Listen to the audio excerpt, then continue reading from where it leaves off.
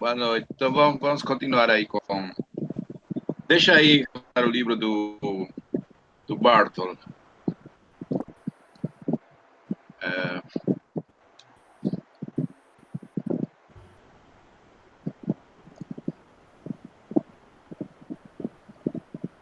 pronto, aqui está o livro. Tá. Conseguem ver? Tá chegando. Chegou. Sim, apareceu.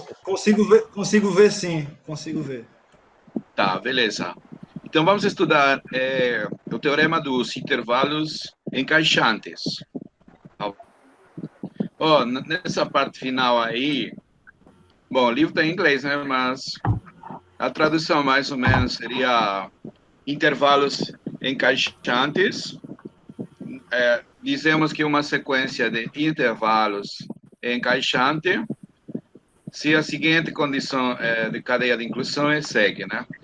O intervalo I1 contém o intervalo I2, contém o intervalo I3, né? E assim, o intervalo IN contém o intervalo IN mais 1, seguinte, tá bom? Nesse sentido, né? Tá certo? Ok. Tá, então veja bem, por exemplo, a gente tem esses intervalos aí, ó, 0, 1 sobre n, né? Deixa aqui, 0, 1 sobre n, né? O intervalo inésimo é fechado em 0 e fechado em 1 sobre n. Então, in vai conter in mais 1, né? Então, bom, então seria uma sequência de intervalos encaixantes. E você observa que o zero realmente pertence a todos esses intervalos. O zero pertence, porque o zero sempre é menor que 1 sobre n. E, além disso, é o único ponto em comum desse intervalo. Deixa eu explicar aqui, então, o que está acontecendo, né?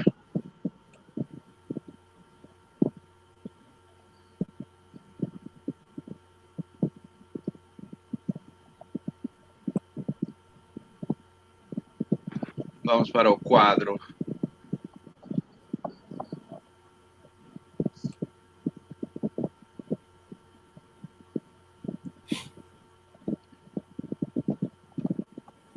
Tá, aparece aí o quadro. Tá chegando. Chegou. Tá, então uma sequência de intervalos encaixante é quando você tem que I1 contém, né? I2 contém I3, né? Por sua vez, contém I4, assim vai, né? Então, em geral, né? IN, né? Nesse intervalo, vai conter N mais 1. ao intervalo N mais 1, correto? E assim vai. Então, esse aí seria uma sequência de intervalos encaixantes. Então, um exemplo que o livro fala é esse daqui, ó. IN, o intervalo formado por esse aqui, 0, 1 sobre n, correto? Então, por exemplo, a ideia geométrica desse daqui é a seguinte, né? O intervalo I1 seria de 0 até 1. Né? Esse aí seria o I1. Já o intervalo I2 seria até aqui, né? 1 sobre 2, e assim vai, né? 1 sobre 3, né? Este daqui seria o I3, por exemplo. Este intervalo daqui seria o I2. E esse intervalo daqui seria o I1. Não é isso? Isso.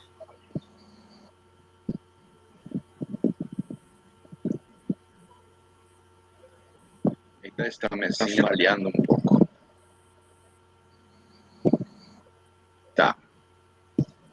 Então, uma coisa que você pode observar é que o zero pertence a todos os intervalos. Não é isso? Isso. Exato.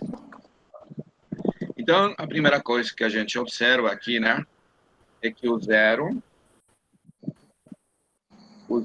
pertence a todos os intervalos. A n para todo n maior ou igual a 1. Né? Ok. Então, a pergunta seria, será que existe outro ponto? Existe um x, nesse caso, que vai estar em n para todo n maior ou igual a 1, com x diferente de zero, com x diferente de zero. Portanto, teria que ser maior que zero. Será que existe? O que acham? O zero está na interseção, não é isso? Mas será que existe outro ponto diferente de zero? Então, veja bem, como x é positivo, a gente pode aplicar a propriedade arquimediana pela propriedade, né? Propriedade arquimediana. Pela propriedade arquimediana, sempre existe um natural, um n natural, de forma tal que 1 sobre n é menor que esse x. Isso. Não é isso? Então, Exato. x ficaria fora desse intervalo. Uhum. Existiria um n0, digamos, ou um n0, né? Então, n0 não. Bom, então, x ficaria fora desse intervalo aí. Correto? Então, Ok. a conclusão é que o zero é o único ponto, realmente, que está nessa interseção. Certo? Então, a interseção de todos esses camaradas aí é o conjunto unitário formado Exato. pelo zero. Tá bom? Nesse caso aí. Perfeito. Deixa eu ver se... Certo. Agora, oi? Alguma pergunta? Não, Agora, o que acontece... vamos apagar aqui rapidinho, né? Em outra situação. A gente tem várias situações, deixa eu ver aqui.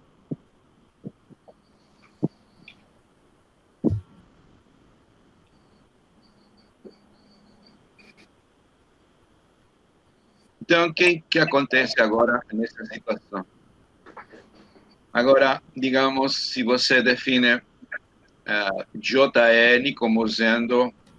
Agora aqui vou colocar aberto 0 e aqui 1 sobre n. Tá bom? Esse daí também forma uma sequência de intervalos encaixados. Não é isso? O Exato. Jn contém o Jn mais 1. Certo? Mas será que existe algum ponto na interseção? Dessa vez, o zero não pode estar nessa interseção, né? Porque zero não está em nenhum intervalo. Na verdade, para não estar na interseção, é suficiente que não esteja em algum intervalo. Mas aí não está em nenhum. Então, zero não pode estar.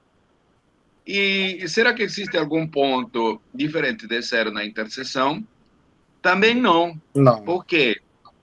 Por causa da propriedade arquimediana. O argumento seria exatamente o mesmo. Então, nesse caso aqui, essa interseção é vazia, tá bom? Então, uma sequência de intervalos encaixados pode ter uma interseção vazia ou pode ter uma interseção não vazia. Porém, se todos os intervalos são fechados, essa interseção sempre vai ser não vazia. Tá bom? Esse é o teorema. Então, vamos enunciar aqui. teorema e vamos fazer a demonstração usando o axioma do supremo, tá? Então, vamos escrever aqui, teorema, intervalos encaixados, né? Ou encaixantes. Encaixantes, né?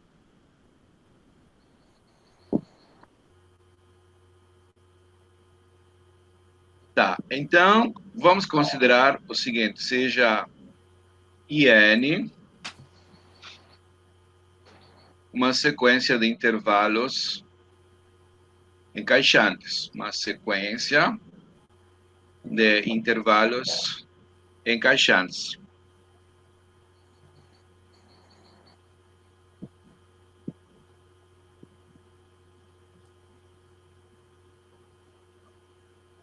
Certo?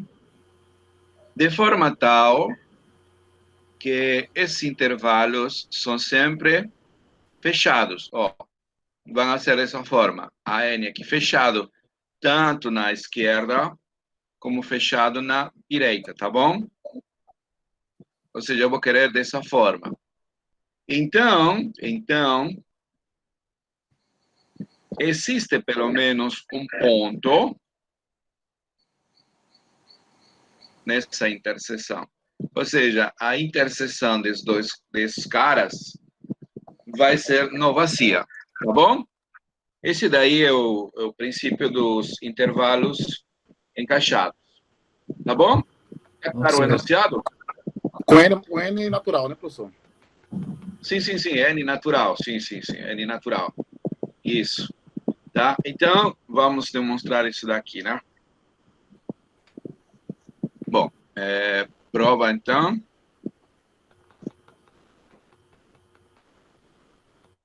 Prova.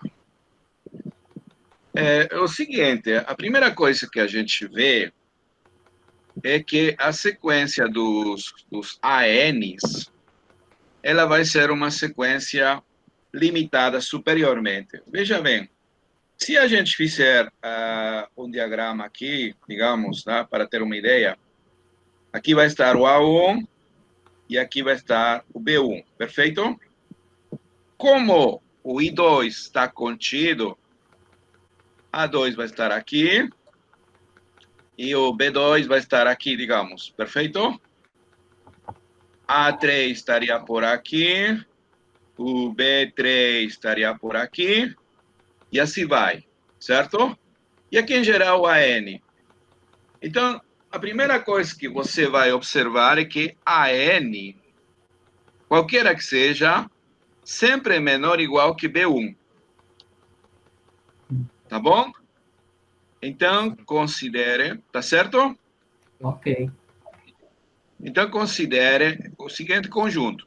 Nosso conjunto A vai ser o conjunto formado por todos os ANs, ou seja, os extremos inferiores de nossos intervalos, né? Onde N varia nos naturais.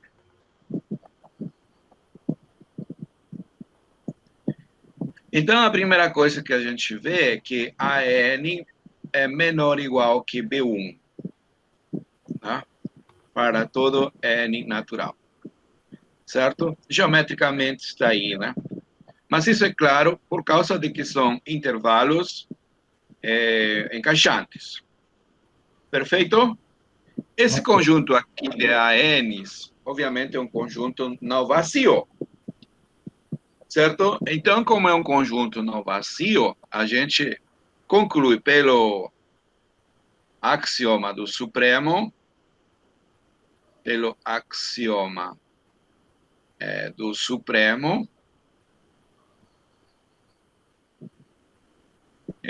esse conjunto A tem um supremo, que vou chamar de S.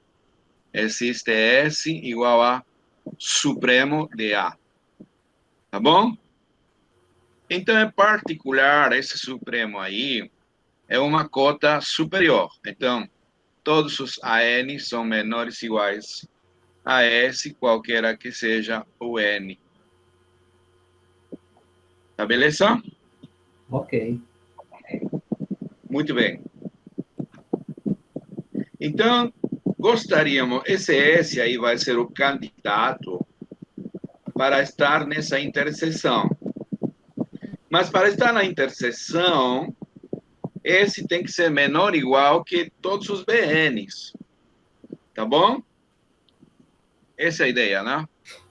Então, a afirmação é que S é menor ou igual que todos os BNs. Qualquer que seja o N maior ou igual a 1. Porque se a gente provar isso aqui, então, o que vai acontecer? S vai estar no intervalo AN-BN, já que é maior ou igual que a N, menor ou igual a BN, então estaria no intervalo IN, onde N é arbitrário, então estaria na interseção. Tá bom? Então vamos provar isso aqui. Vamos provar nossa afirmação. De fato, vamos fixar um BN, né? Seja um BN qualquer, um BN.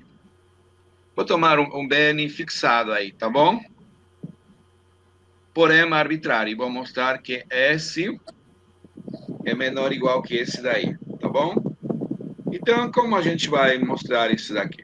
Bem, o conjunto A acima pode ser escrito da seguinte forma.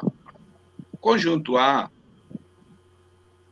eram os ANs, não é isso? Onde N varia. Como aqui N está fixado, né? N está fixado. Então, vou chamar esses caras aqui de A sub K, fazendo K variar, tá bom? É a mesma coisa, né? Só que estou escrevendo agora usando outros índices, né? Mas continuam sendo os mesmos. Aí está 1, aí está 2, tá ok? Esse BN, esse N está fixo, por favor, está fixo. Tá? Está fixo. Então, pego um elemento qualquer de A. Então, seja K ou natural, digamos, qualquer. Então, K eu posso comparar com esse N. Né? Esse K eu posso comparar com N. Então, temos duas possibilidades. A primeira possibilidade é que passa se N menor ou igual que K. Tá bom? Então, deixa eu apagar, tá feio aqui. Então, a primeira possibilidade... Eita. É que N menor ou igual a K. Tá bom? Então, como é uma sequência de intervalos encaixados, quem contém a quem? O intervalo IN é maior que o intervalo IK, não é isso? Porque conforme N cresce, a sequência desses intervalos, digamos, decresce com relação à inclusão. Ou seja, o intervalo que tem maior índice está contido naquele que tem menor índice. Tá bom? Ok. Então, a situação geométrica, eu acho que seria mais simples aí, né? Você pode dar uma olhada no livro, mas isso aqui vai ajudar. Ó, IN é maior. Então, IN, esse cara aqui, ó, AN, e aqui estaria o BN, perfeito? Ele é maior no sentido da inclusão, né? E o IK seria esse daqui, ó, AK, BK, perfeito? Sim. Agora, compare esse rapaz com esse daqui. Então, daqui pode observar que AK é menor ou igual que esse BN, não é isso? Sim. Tá bom? Lembre-se que esse N que eu tomei é fixado. Já esse K, estou tomando um K arbitrário, né? Um K arbitrário, tá bom? Um arbitrário. Então, eu posso comparar com esse N. A primeira possibilidade é que N seja menor ou igual a K. Então, por causa desse negócio geométrico, a gente conclui isso aqui. Bn é maior ou igual que AK, tá bom? Certo. Tô entendendo. Sim? Sim. Tá, então agora vou apagar aqui. Deixa eu ver aqui. Vou apagar essa parte aqui. Vou deixar aí o enunciado, né?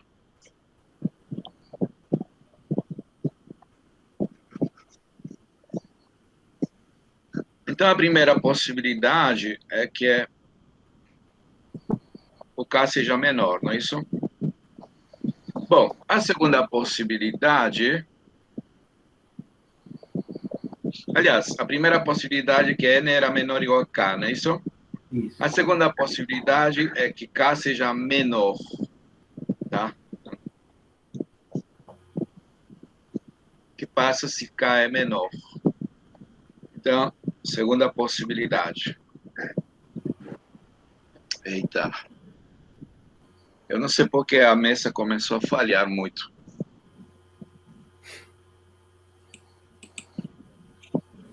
Tá. Então, a outra possibilidade, como eu já disse, é que K seja menor, não é isso? Menor estrito. Bom, se K é menor estrito, a gente teria também como a sequência de intervalos encaixante, e K vai conter, né, o IN. Vai conter, assim, não é isso? Então, a situação geométrica aqui é o seguinte. IK é o maior, aí está IK,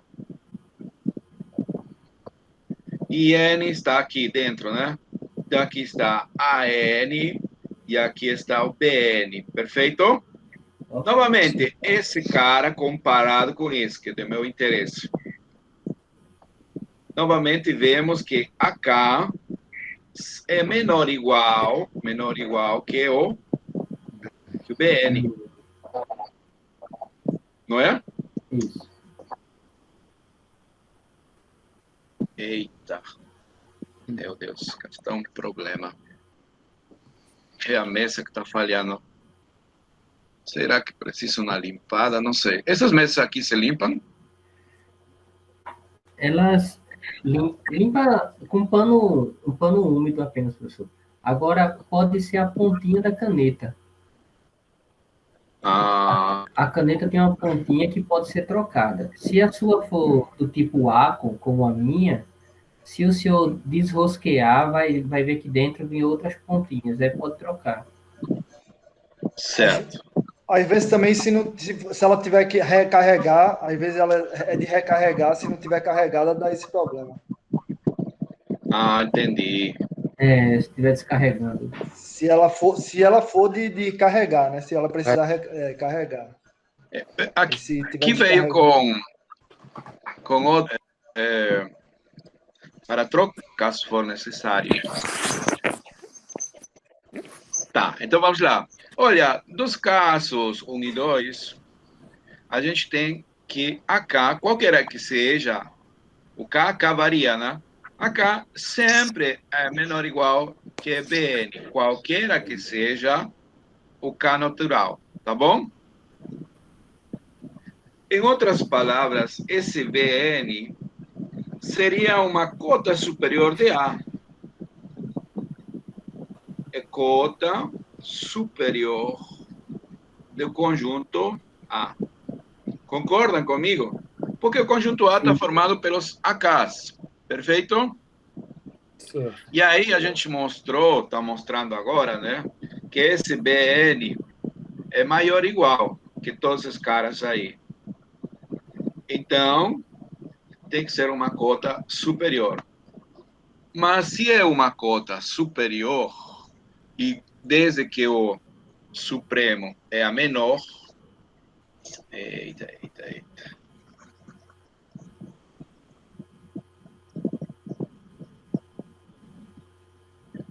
Então, deixa aqui, eu tinha apagado. Então, esse BN é cota superior de A. Então, comparado com o supremo, o Supremo tem que ser menor, não é isso? Isso. Porque o Supremo é a menor das cotas superiores. Superiores. Então, o Supremo é menor ou igual que BN. Perfeito? Agora, eu tomei um BN, fixei o N, não é isso? Mas ele continua sendo arbitrário, certo? Escolhemos assim arbitrariamente um N e mostramos isso daqui. Então, moral da história, a gente vai ter que AN menor ou igual que S, menor ou igual que BN, qualquer que seja o N. Então, esse S vai pertencer à interseção de todos os intervalos. Tá bom?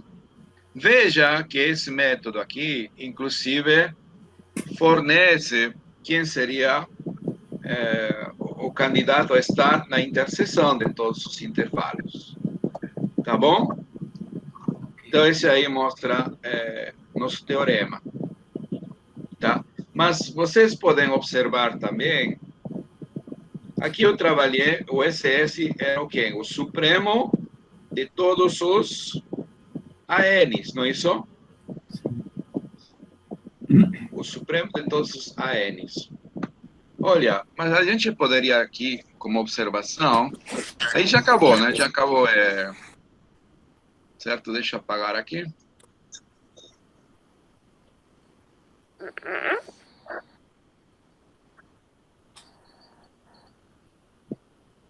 Então, uma observação é o seguinte. Observação. A gente também poderia ter trabalhado com o seguinte, considera o conjunto dos extremos superiores, dos BNs, onde N varia nos naturais. Né? Isso. Nesse caso, Então, o ínfimo. Então, esse conjunto aqui seria limitado inferiormente. O conjunto dos ANs, a gente não mostrou que era limitado superiormente, portanto, tinha supremo. Isso. Sim. Quem seria uma cota inferior nesse caso? O A1. A1 vai estar aqui, né? E aqui vai estar o B1. Aí, por exemplo, aqui vai estar o A2, B2. Por aqui vai estar o B3 e aqui vai estar o A3. Então, esse A1 sempre é menor ou igual. A1 sempre é menor ou igual que Bn, qualquer que seja N natural. Então, esse conjunto B é limitado inferiormente. Então, existe I, o ínfimo do conjunto B. Tá bom? Então, em particular, como é o ínfimo, uma cota inferior, I já seria menor ou igual que Bn. Para todos os naturais. Certo? Fazendo as mesmas brincadeiras que a gente fez no caso anterior, trabalhando com casos e tal, você pode mostrar que esse ínfimo é realmente maior ou igual que todos os ANs. Então, você pode mostrar, fazendo a mesma brincadeira, que esse I realmente está na interseção também. Tá bom? Tá claro? Certo. Ok. Sim. Fica como tarefa aí fazer os detalhes, mas a ideia é a mesma, tá? Então, aparentemente, a gente tem aí 2 pontos, né? Que seria o ínfimo e seria o supremo. O ínfimo, no caso, esse ínfimo é dos BNs, não é isso? Dos BNs, e outro é o supremo dos ANs. Então, a princípio, são coisas diferentes. Não tem por que serem iguais, certo? Muito bem. Agora, se o ínfimo é o seguinte, um colorário, desse conjunto aqui, ó, das diferenças de BN menos AN. Você calcula as diferenças, ou seja, os comprimentos dos intervalos, tá? Os comprimentos dos intervalos. Se esses comprimentos vão para zero, ou seja, se o ínfimo desses comprimentos é zero, então, necessariamente, essa interseção vai consistir de um único ponto, tá? De um único ponto X. Tá ok? Ok. Ou seja, vocês perguntam qual seria uma condição necessária, ou não, aliás, suficiente para que essa interseção se reduza a um único ponto. Bom, uma condição necessária é que, necessária não, suficiente, desculpa, é que esses comprimentos, essa sequência de comprimentos, vai para zero, ou que o ínfimo desse aí vai para zero, tá bom? E como a gente pode mostrar isso daí? Professor, desculpe. Diga. A condição é que o ínfimo vá para zero ou que que a diferença vá para zero? O ínfimo das diferenças, desse daqui, ó. Ok, o ínfimo das diferenças, ok. Ínfimo das diferenças, tá bom? Tá, obrigado. De Bn menos AN. Ou seja, esses intervalos cada vez são menores, é isso que está querendo dizer. Sim. Certo? Esses intervalos são menores, tá bom? Então, veja que é bastante intuitivo, né? Se esses intervalos são cada vez menores, então é lógico pensar que essa interseção se reduz a um único ponto. A hipótese central é que eles são intervalos encaixantes, todos fechados, tanto à esquerda como à direita, tá bom? Isso, certo? Porque caso não fosse, já vimos um exemplo onde a interseção pode ser inclusive vazia. Perfeito? Ok. Muito bem. Como a gente prova isso aqui? Bom, então deixa eu ver aqui.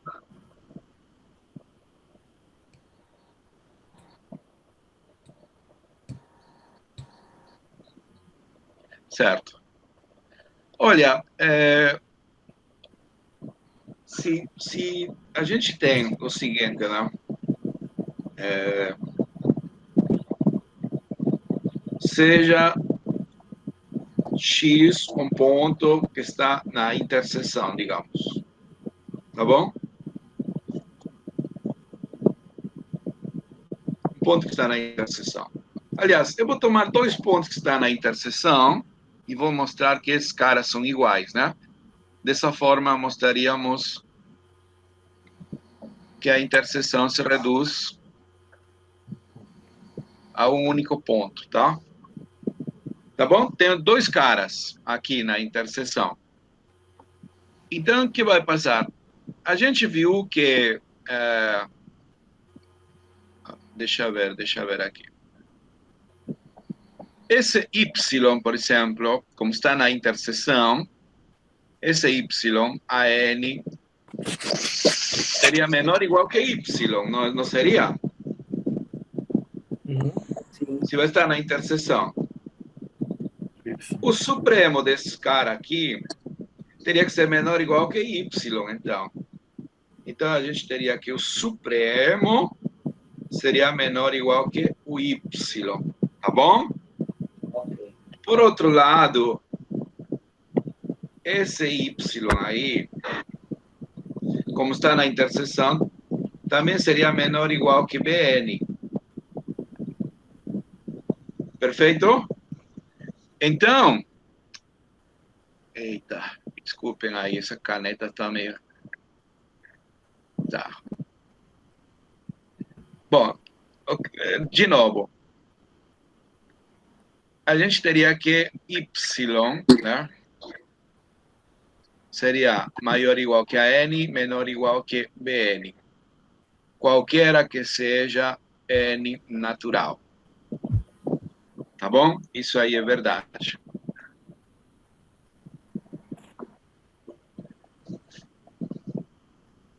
Deixa eu ver se eu consigo. Tá?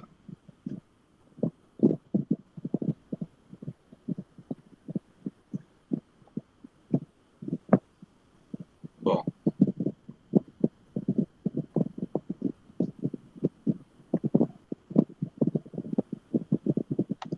Deixa eu apagar esse negócio aqui para...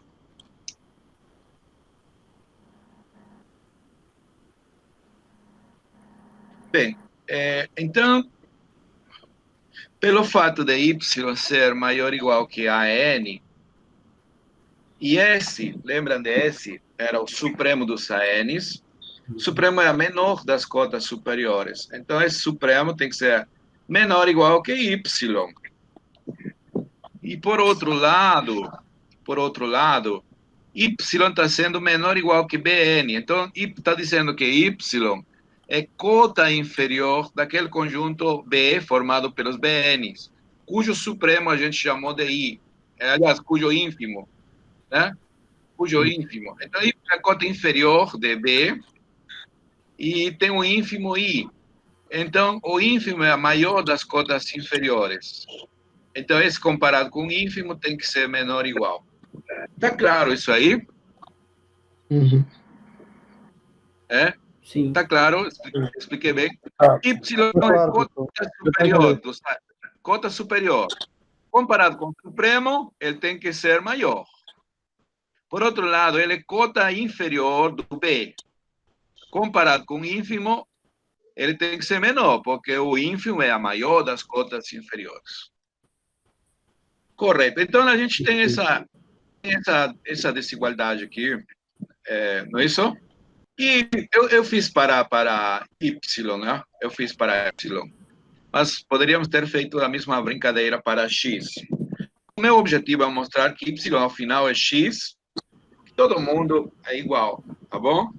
Na verdade, não precisava mostrar isso, que seja X.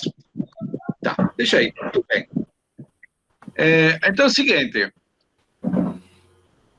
a afirmação é que S é igual a I. Tá bom? Afirmação. Com essa hipótese aí, a gente teria que S é igual a I. Certo? Porque se S é igual a I, então Y seria igual a S igual a I, é o único ponto. Tá ok? Ok. Ok. Tá. Eu acho que nem era necessário tomar esse X aqui também. Deixa eu ver. Aqui vou ter Y e aqui chamei de X, né? Então vou chamar de Y para fazer a minha prova, tá? Não ficar meio feia, um pouco mais elegante. Tá. Tá, um ponto qualquer que eu tomo. Ele está querendo dizer que contém um único ponto, nada mais. Bem, então vamos provar que S igual a I, tá? Com isso aí acabaria a demonstração, não é isso? Bem, suponhamos pelo absurdo que S é diferente de I. Dada essa desigualdade, S menor ou igual a I, S já é menor ou igual a I, né? Pelo que a gente acabou de provar. Então, a única possibilidade que não seja igualdade é que S seja menor que I. Tá bom? Então, vamos lá. Pelo absurdo. Suponha que S é menor que I. Tá bom? Eu não posso supor que é maior, porque S já é menor ou igual a I. Então, só tem duas possibilidades, ou igual ou é menor. Vamos descartar esse daqui, e então a igualdade vai ser verdade, e, portanto, vai estar demonstrado nos colorários. Muito bem. Então, se isso acontece, vou tomar esse epsilon igual a I menos S, seria positivo, né?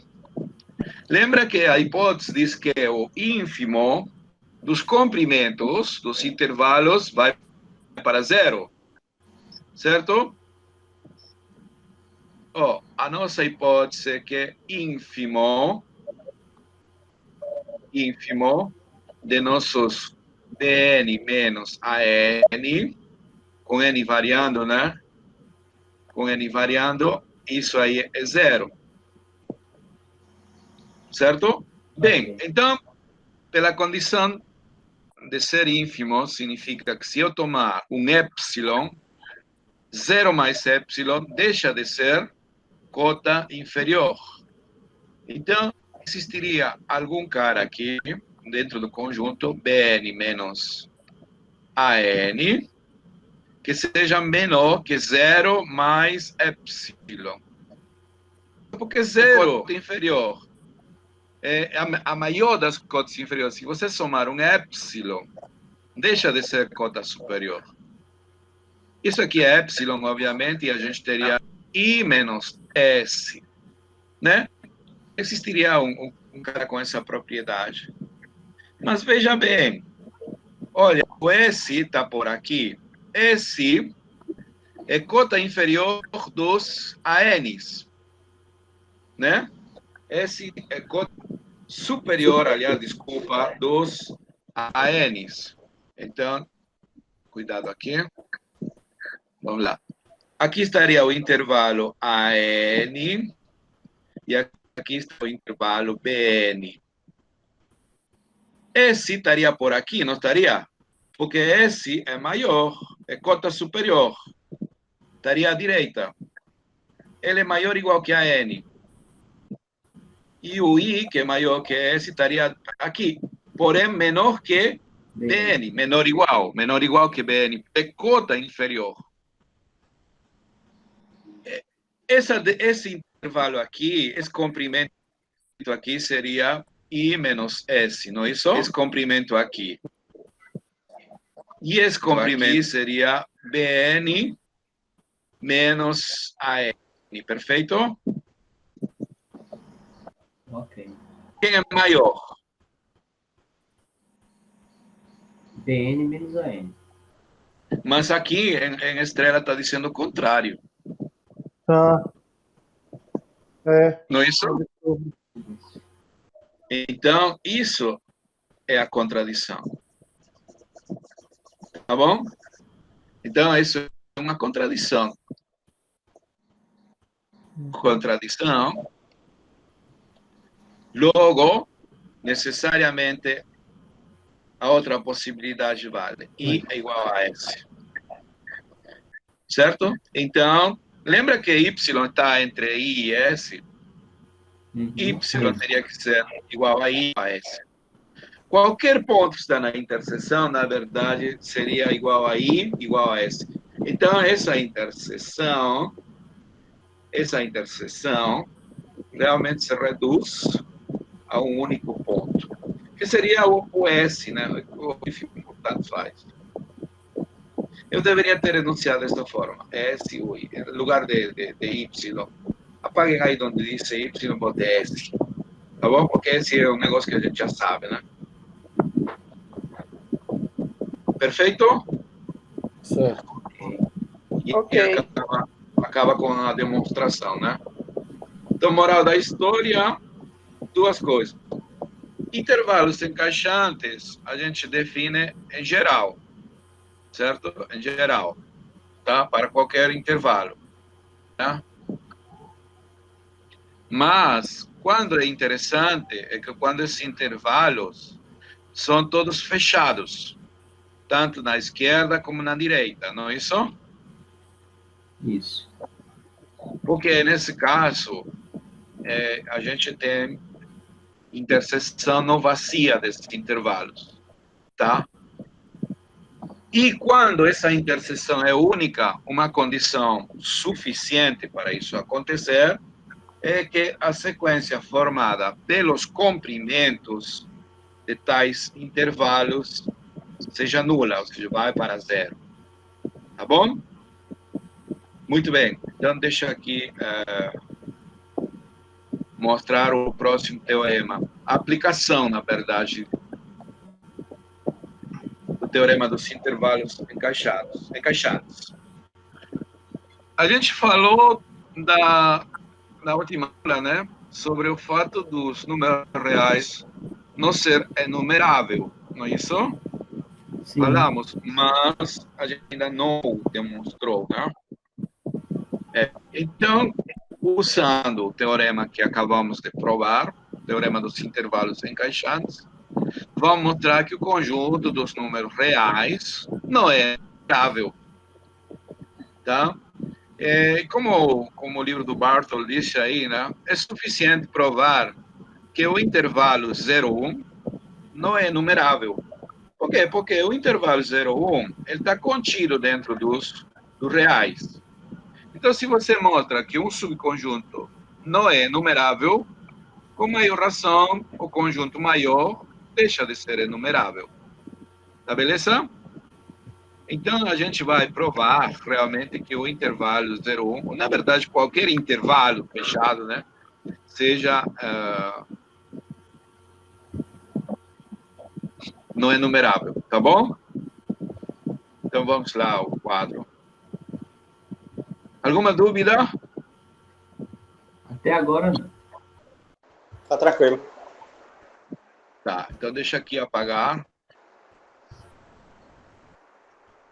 Lembrando que ser enumerável significa enumerável infinito, né? Que é uma objeção com o conjunto dos números naturais. Já vimos que tanto os inteiros como os racionais são enumeráveis. Bom, então, deixa aqui apresentar o quadro.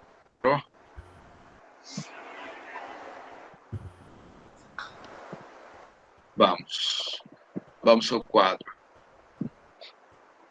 Então, estão vendo o quadro? Sim? Sim. Sim. R não é numerável. Esse é o nosso teorema. Não é numerável.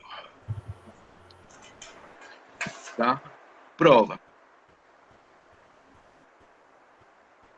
Então, o livro é suficiente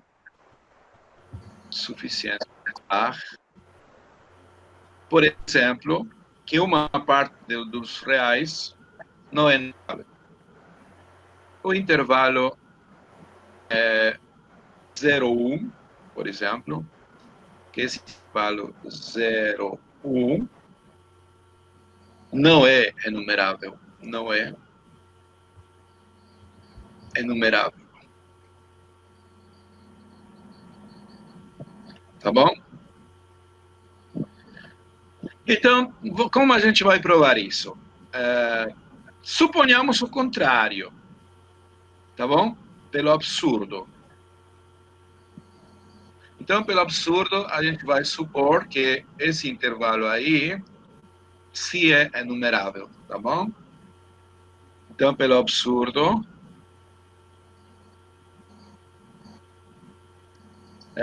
suponha que I é numerável.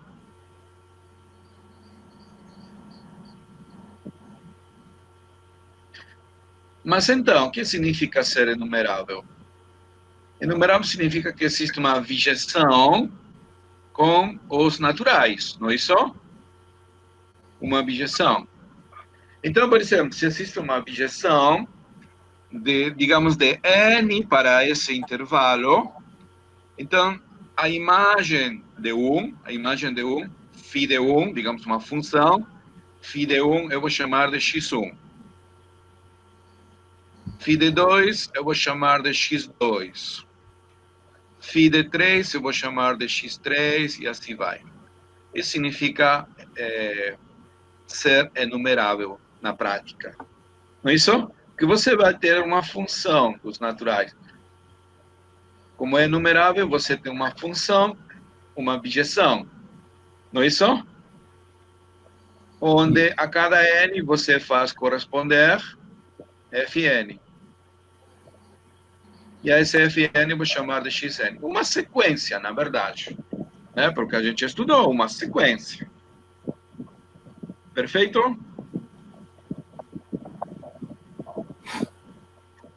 Sim? Estão seguindo as ideias? Ok, professor. Sim. Beleza. Muito bem. Então, agora, como a gente vai aplicar o teorema dos intervalos encaixados, ou encaixantes, aliás. Precisamos construir uma sequência de intervalos encaixados. Bem, quem vai ser o primeiro intervalo?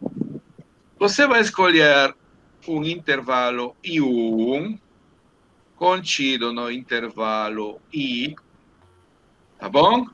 De tal forma que esse x1, o primeiro x1, não pertença a I1.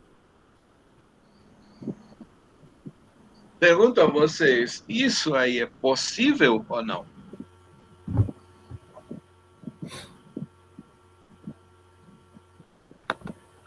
Tá claro como se construiu esse primeiro intervalo? Olha, vamos dar a ideia aqui. Qual é, né? A ideia. Sempre a gente tem que trabalhar com ideias. Professor, realmente eu não entendi, não, essa parte aí.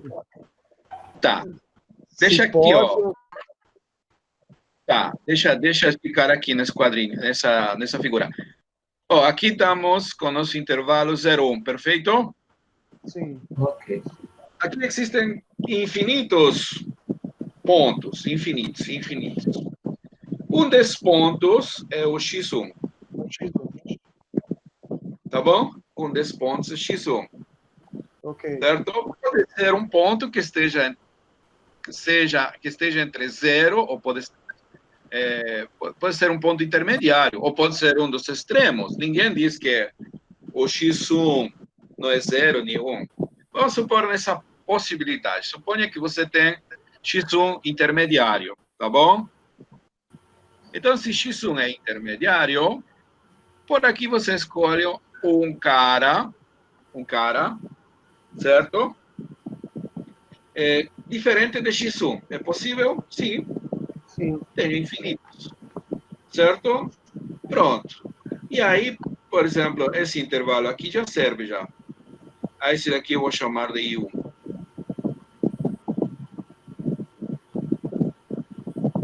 Então, esse intervalo I1 que você pegou, certo? Vai ser um intervalo contido no intervalo inicial, mas que não contém x1, tá bom? Ok. Aí vocês podem perguntar, sim, tudo bem, aí quando é o ponto intermediário, x1 poderia ser 0, x1 poderia ser 0. Bom, aí com maior razão, né? Com maior razão, você pega novamente 1 sobre 2, sei lá, por exemplo, né? E esse aqui eu chamo de I1. Entendi. Tá bom? Entendi agora. Professor, sim, estou explicando aí as três possibilidades, né? Porque o livro não explica, né? O livro já vai direto, certo? Então, a outra possibilidade é que o x1 poderia ser 1. Aí alguém pode reclamar, não, mas o x1 pode ser 1, pode. Por que não? x1 poderia ser 1, sim. Bom, então aí você escolhe um cara aqui e chama este daqui de I1. Tá bom? Ok. Então, sempre existe um intervalo I1 contido dentro de I que não contenha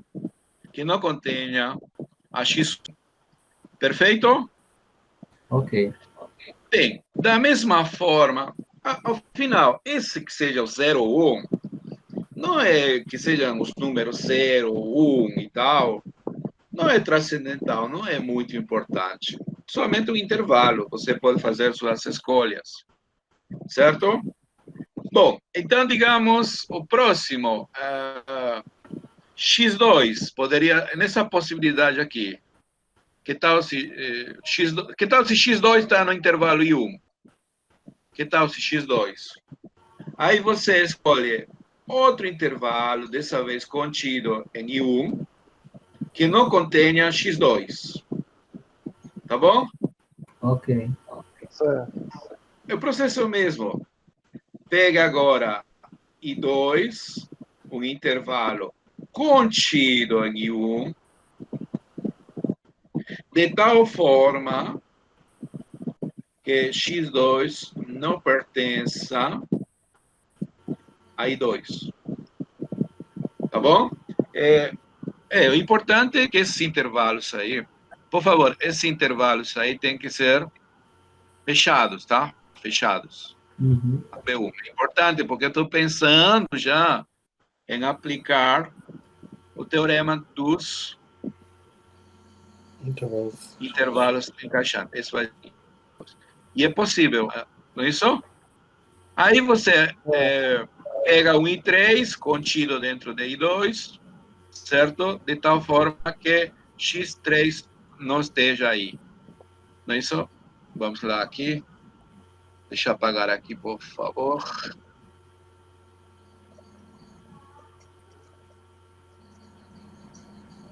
Então, de maneira indutiva, né, porque esse é um processo de indução, na verdade, né, se você vai formalizar, então, indutivamente,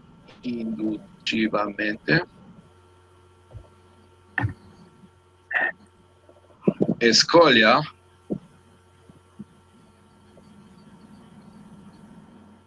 um intervalo IN, né?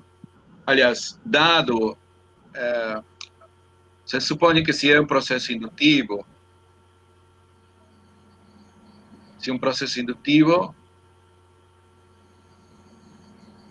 é porque a gente já tem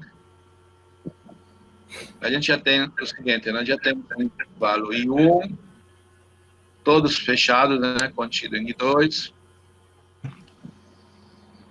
que contém a IN, não é isso? E a propriedade é que XN não pertence, o XI não pertence a esse I, ou J, vou chamar isso aqui, XJ, certo? Então, aí você escolhe o IN mais 1, contido em IN, tal que o seguinte ponto, XN mais 1, não pertença a IN mais 1. Tá bom? Então, indutivamente, é possível construir essa sequência de intervalos com essa propriedade. O Xn, que é a numeração do intervalo 0, 1, não pertence ao enésimo intervalo. Perfeito? Muito bem. Pelo teorema que a gente acabou de demonstrar, né? Lindo teorema. Esse é um bonito teorema, viu? Teorema dos intervalos encaixantes.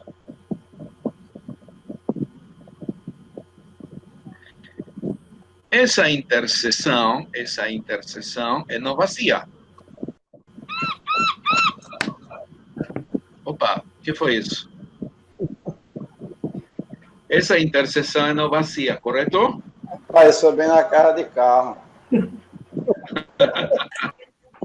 Isso foi Alex, a mulher brigando com ele. Tá ok? Então deixa aqui apagar para...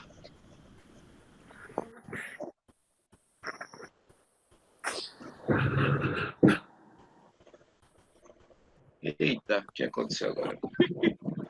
Isso é na cara de padoca. Rapaz, deixa quieto.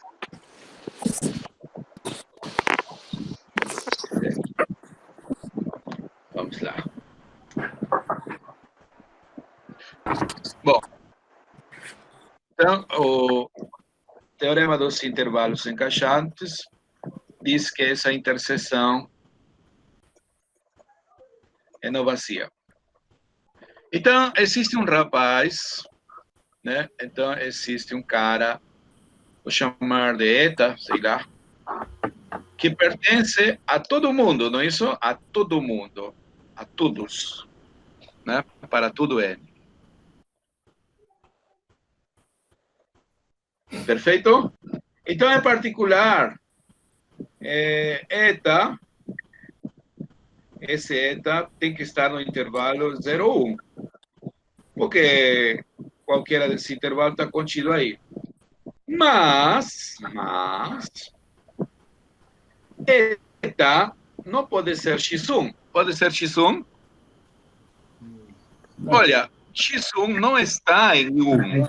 Isso. E aqui está dizendo que eta sim está em I1. Eta não pode ser x2, porque x2 não está em I2. O intervalo I2 foi justamente escolhido dessa forma. Então, eta não pode ser x2, não pode ser x3. Eta não pode ser ninguém desses caras. XJ não pode ser nenhum desses caras, para todo J. Olha, mas você diz que I era preenchido por todos esses X, era enumerável. Então já estavam todos aí. X1, X2 eram todos. Mas aqui você achou um cara que não é um desses. Entendeu? Então, isso aí é uma contradição. Logo, esse intervalo não pode ser enumerável. Logo, I, o 0, 1, não é enumerável. Ou é não enumerável. Enumerável. Tá bom? E se esse daí é enumerável, então R não é enumerável.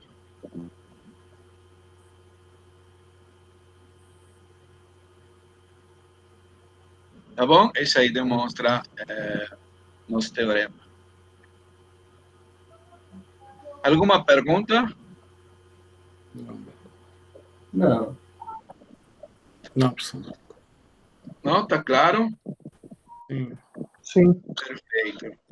Olha, existe outra demonstração também desse mesmo fato, que usa o teorema, aliás, o método da diagonal de Cantor, certo? Bem, antes disso, o livro de Bartók fala sobre as representações decimais, essas coisas, né? Que a gente um pouco estudou em aritmética, então vou assumir que vocês sabem um pouco dessa coisa, né? Então, deixa eu ver aqui. Deixa eu apresentar o PDF.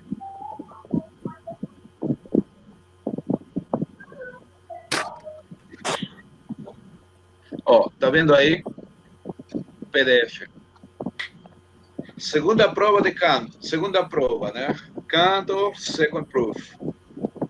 O intervalo 0, 1 não é enumerável, tá bom? Esse método aqui chama-se método da diagonal de Cantor. Tá bom? Estão olhando aí o... Ah, sim. Sim. Sim. Certo. Então, deixa aí. Tem uma olhadinha aí, rapidinho. Eu vou usar isso.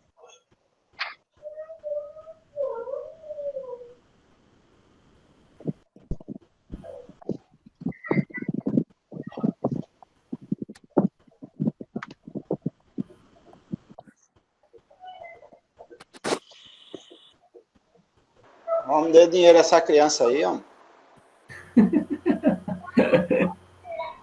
Pedindo, ninguém dá, pô.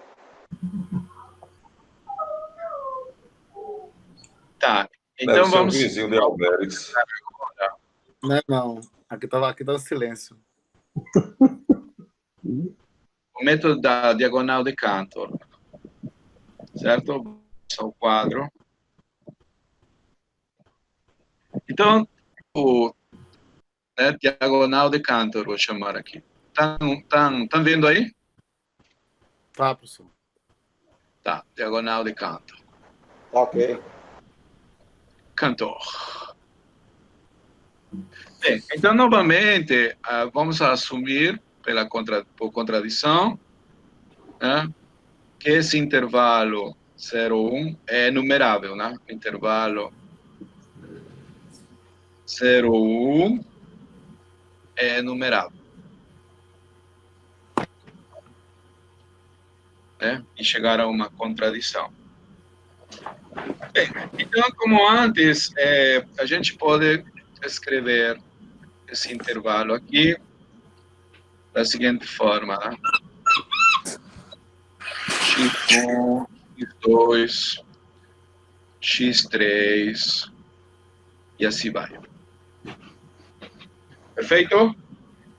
Então, veja bem, o primeiro cara, como é um cara que está entre 0 e 1, né, vai ter uma representação decimal da seguinte forma, né? 0, né, o ponto, digamos, os diagonais, aliás, os decimais que representam ele, tá?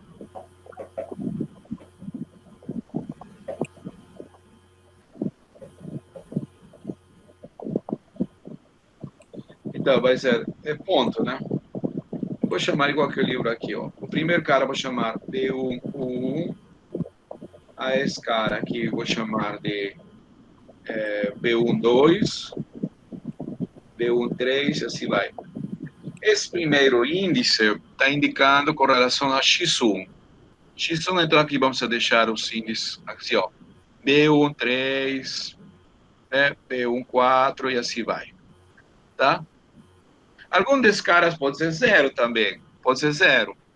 Tá bom? Isso é a representação decimal.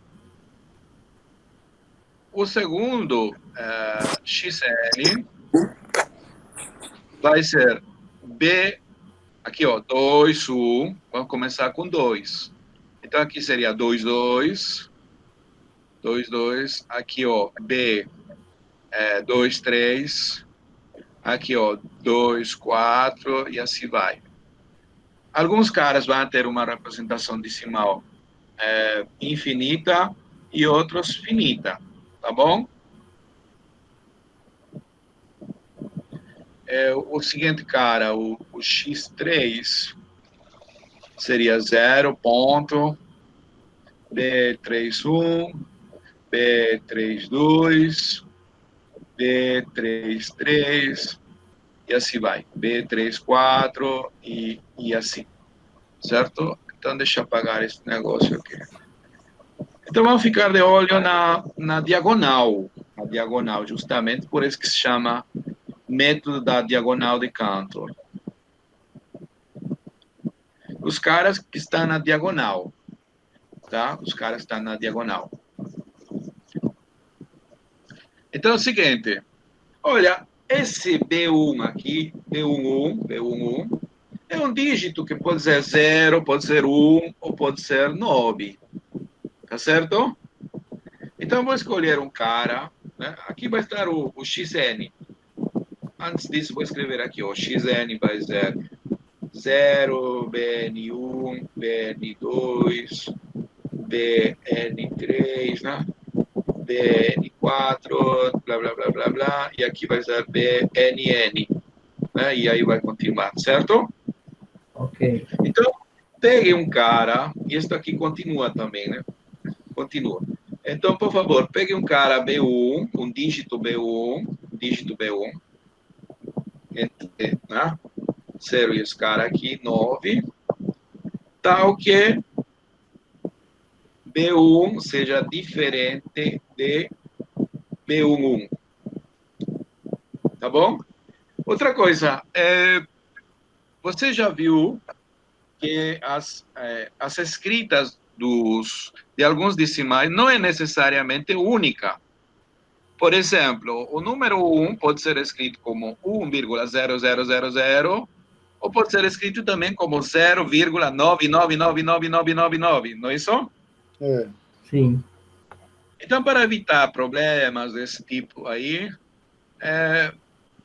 vou trabalhar aqui um cara melhor, para evitar problemas com noves e tal, um cara entre 8 e 1. Ó, como B1 é um desses, eu posso escolher um cara tranquilamente que seja diferente desses aí. Tá bom? Da mesma forma, escolha um B2 entre 1 e 8, tal que B2 seja diferente do B22. Ou seja, diferente desse cara aqui. Tá bom? Depois escolhe um cara diferente desse daí, diferente desse daí. Tá bom? Tá entendendo aí? É. Então, deixa eu apagar aqui.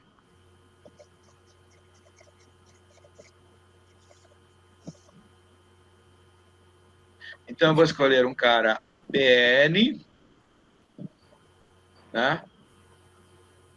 Tal que BN seja diferente do BNN. Inclusive, o Barton faz de uma forma um pouco mais formal e tal. Eu estou fazendo um pouco mais intuitivo para a gente entender aqui. Tá? Bem, e então, com esses caras que a gente escolheu, vamos formar um número. Com esses caras aí, vamos formar um número.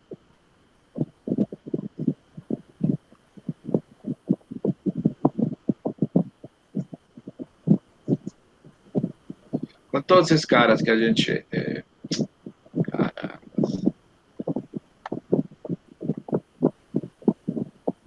Pronto. Então, agora, vou formar um número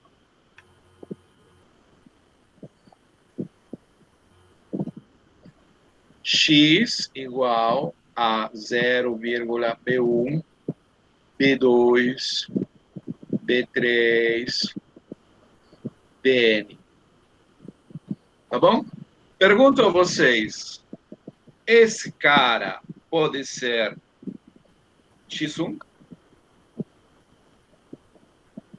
Diferente. Será? Olha, quem é x1?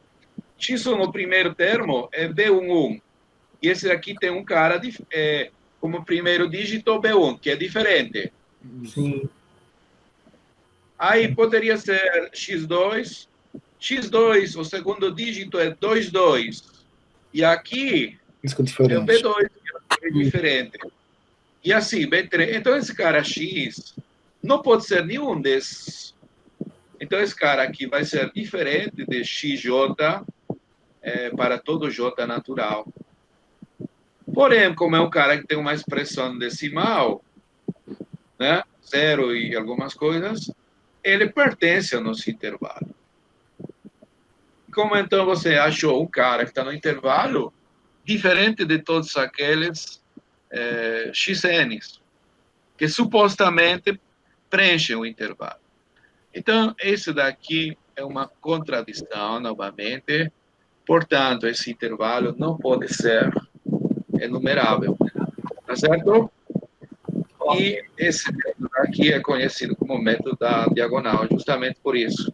Tá claro, né? Por que chama diagonal? Tá certo? Então, foi uma ideia muito interessante, né? Do nosso amigo Cantor. Tá certo? Ok. Pergunta? Não, professor. Não. Ainda não. Beleza. Não, professor, nenhuma, deu para entender. Ah, beleza. Então, qual seria o próximo capítulo aqui? Deixa eu compartilhar com vocês. A gente vai voltar, na verdade, a sequências, tá? Para estudar as chamadas sequências monótonas.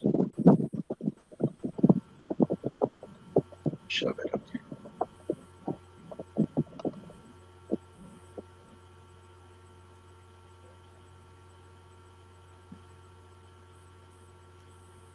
Isso aqui a gente já estudou, já estudamos.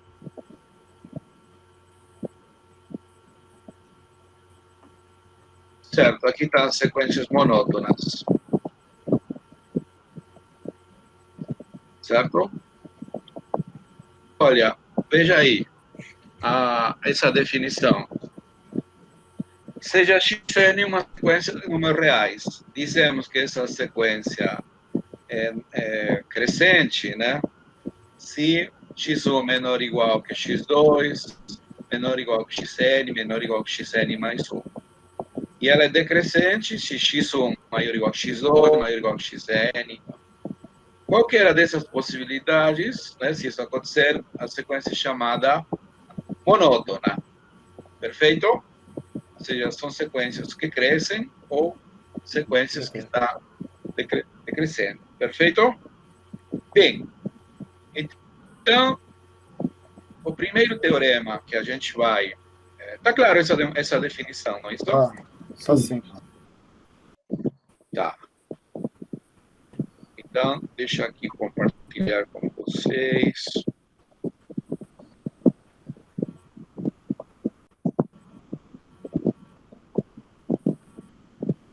Vamos ao quadro.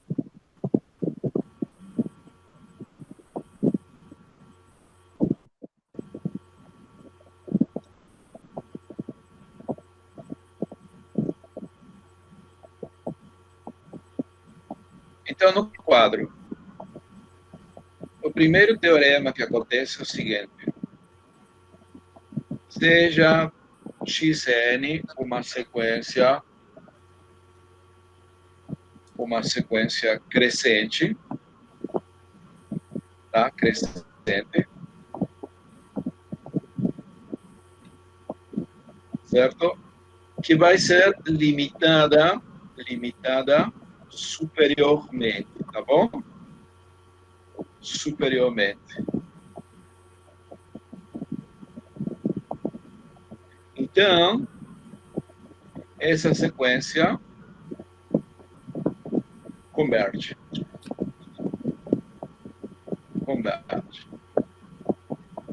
Ela tem um limite.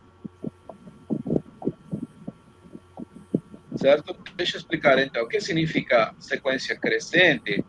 Significa que x1 menor ou igual que x2, menor ou igual que x3, e assim vai, não?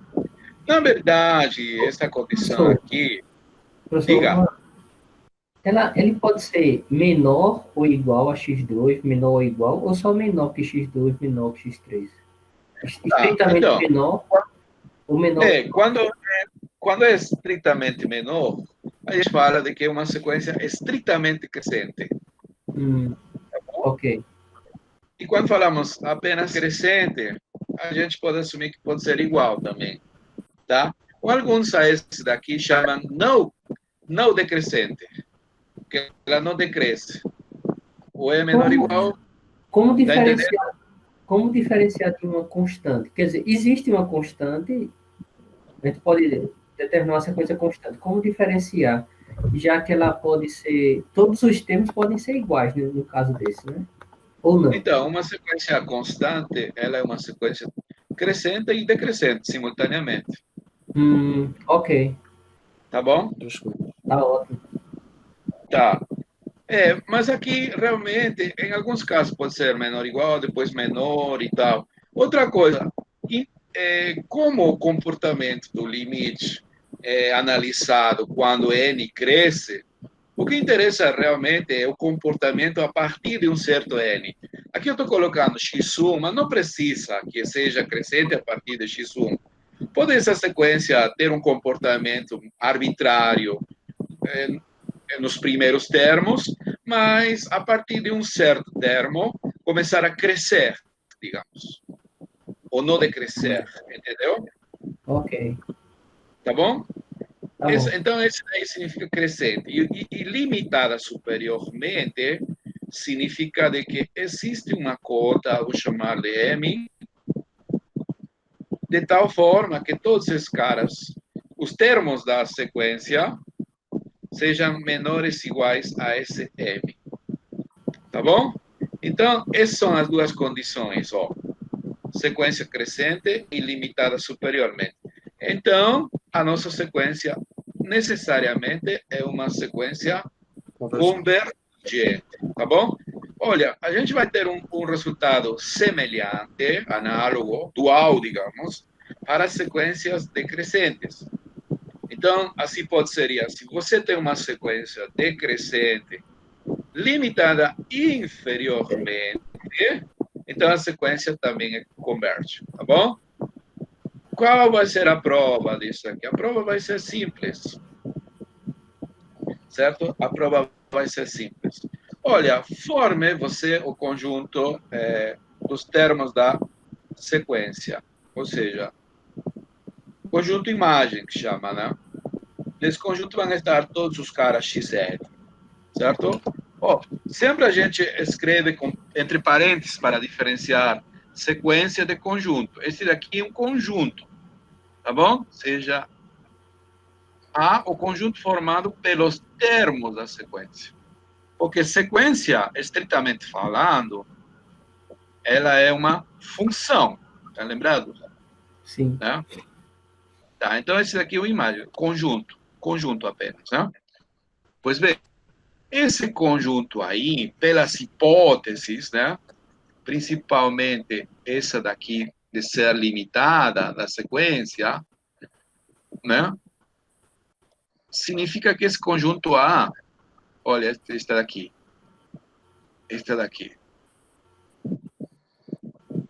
significa então que A é limitado superiormente. A é limitado superiormente. Certo? Então, o famoso axioma do Supremo, garante a existência do Supremo de A. Tá bom? Supremo de A. Tá claro? Sim. Então, veja bem, essa sequência, pense intuitivamente, por favor. Essa sequência está crescendo. Vou fazer melhor aqui um desenho. Essa sequência está crescendo, né? X1, X2 cresce, mas ela tem um supremo. Então, esse supremo é uma cota superior. Mas como ela cresce, todos esses caras aqui, né? Tem que ser, como vai crescendo, eles têm que ir à direita. Mas não podem passar de esse. Como esse é a menor das cotas superiores, é lógico pensar que o limite dessa sequência deveria ser o S. Uhum. Não é intuitivo isso? Sim. Pois bem, temos a ideia, então fazemos a afirmação.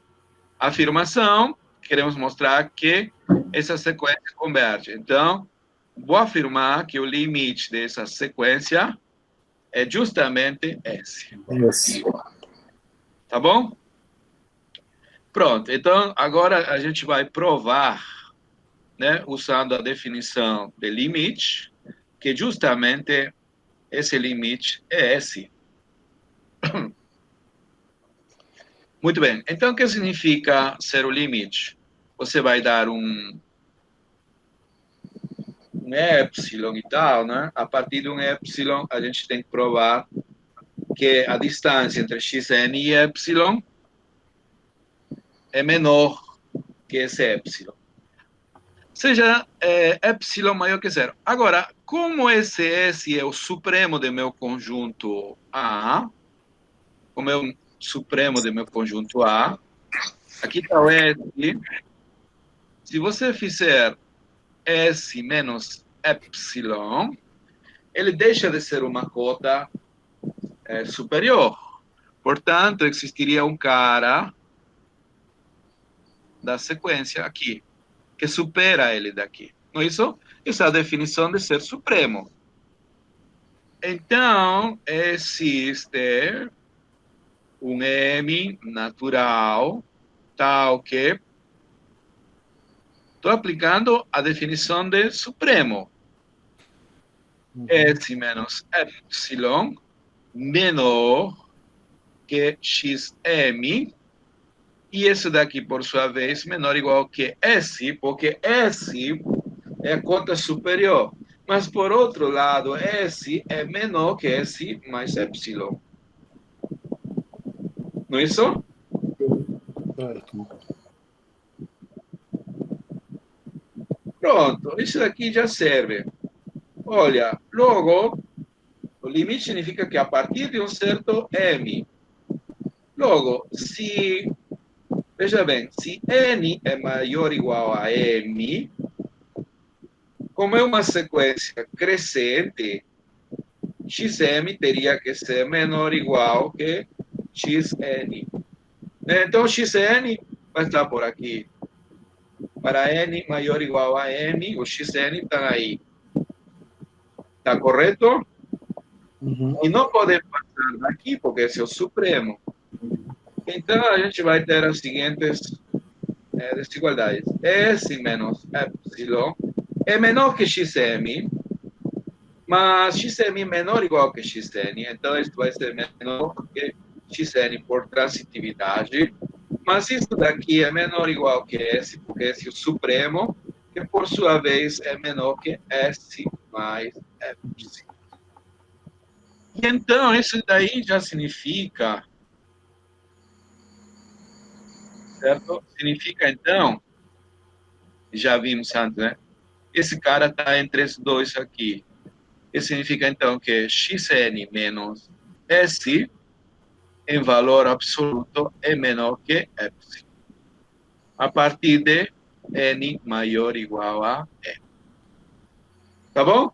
Então, isso aí prova que realmente, pela definição, o limite dessa sequência é esse. Quem é esse? É o supremo. Tá bom? É o supremo desse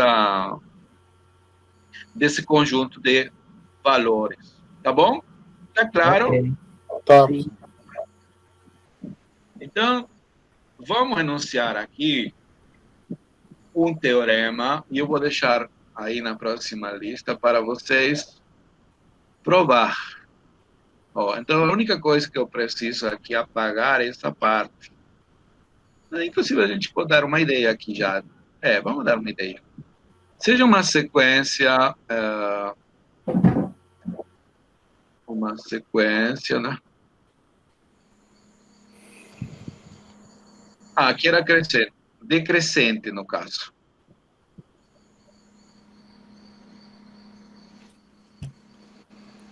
Uma sequência decrescente,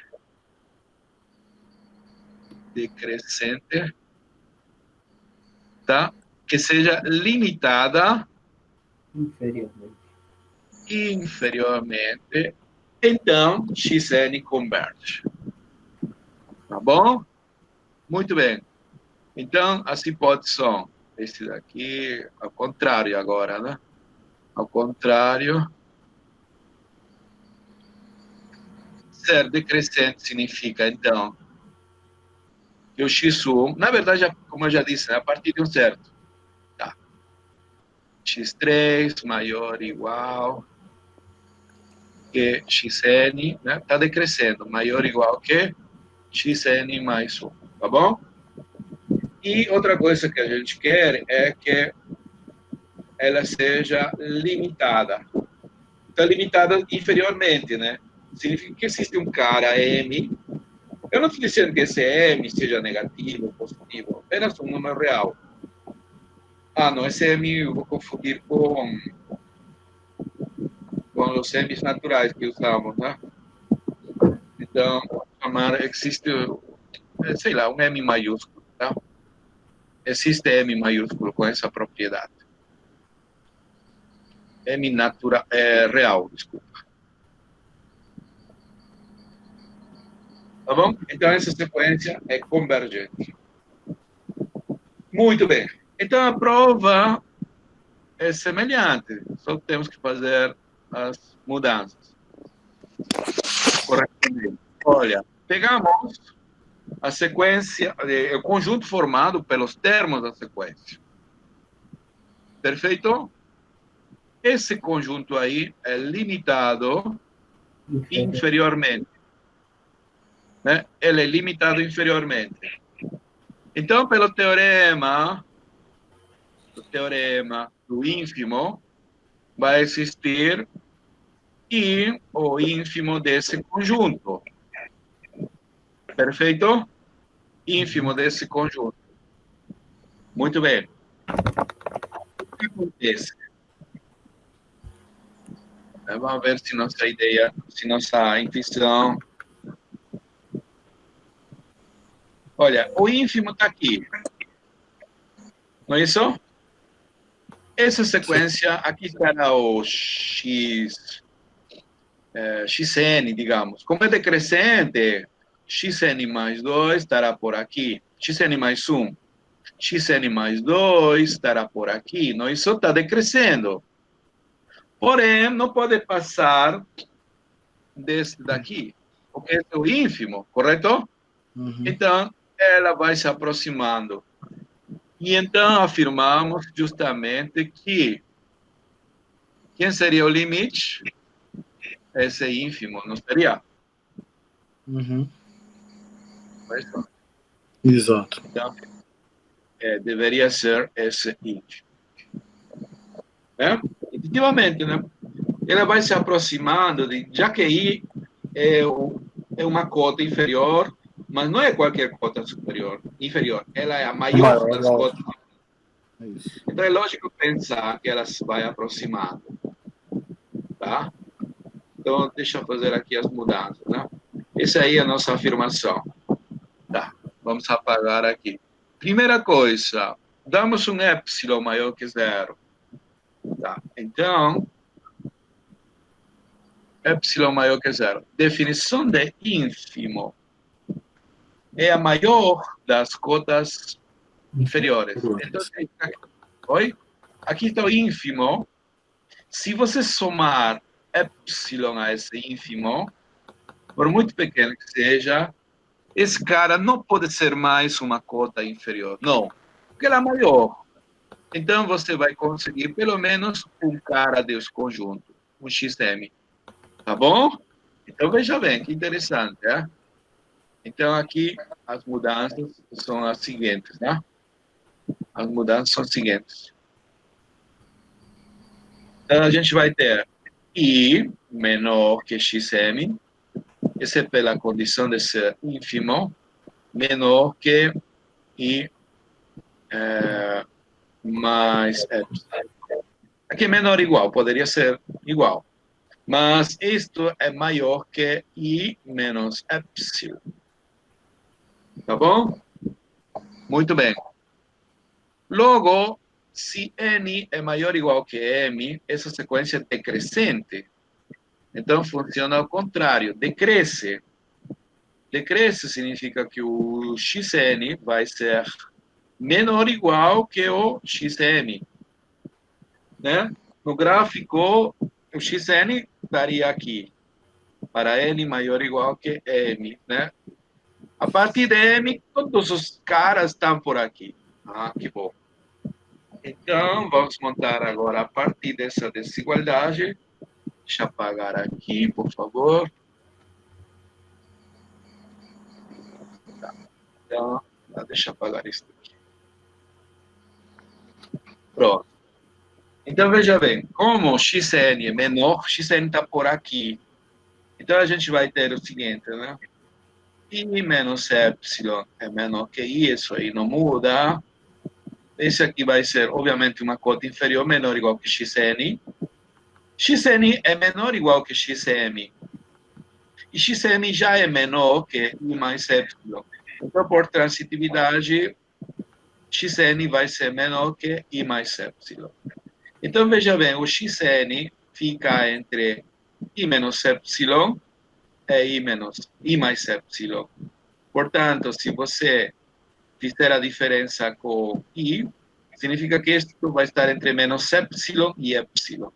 Ou seja, em valor absoluto, essa diferença é menor que epsilon, qualquer que seja, a partir de n maior ou igual a n. Tá bom? A demonstração é realmente semelhante àquela anterior. Tá bom? Ficou claro essas demonstrações? Sim. Então, por isso que era interessante estudar tanto o ínfimo, o supremo, porque a gente ia aplicar aqui em sequências monótonas, depois que eu voltei para estudar um pouco sobre o axioma do supremo. Então, olha, na seguinte aula, a gente vai estudar exemplos, vários exemplos bacanas, né, de aplicações sobre sequências monótonas. Tá? Vamos calcular alguns exemplos. E um desses vai ser o famoso número de Euler. Aí vai aparecer o número de Euler, que vai ser, por definição, um limite de uma sequência. Vai ser, por definição, um limite de uma sequência. Né? Por quê? Porque toda sequência monótona, limitada, se no caso de ser crescente, precisamos limitada superiormente, ou no caso de ser decrescente, vamos precisar que seja limitada inferiormente, sempre é convergente. Então, nós vamos construir uma sequência, aquela sequência 1 mais 1 sobre n elevado a n. Então, provaremos que essa sequência ela é monótona crescente, limitada superiormente. Portanto, vai ter limite. E esse limite, que é o número real, chamaremos E. Tá bom? E. Certo? E outros exemplos mais que a gente vai ver com calma aí na próxima reunião. Na sexta-feira, né? 4 horas. 4 horas.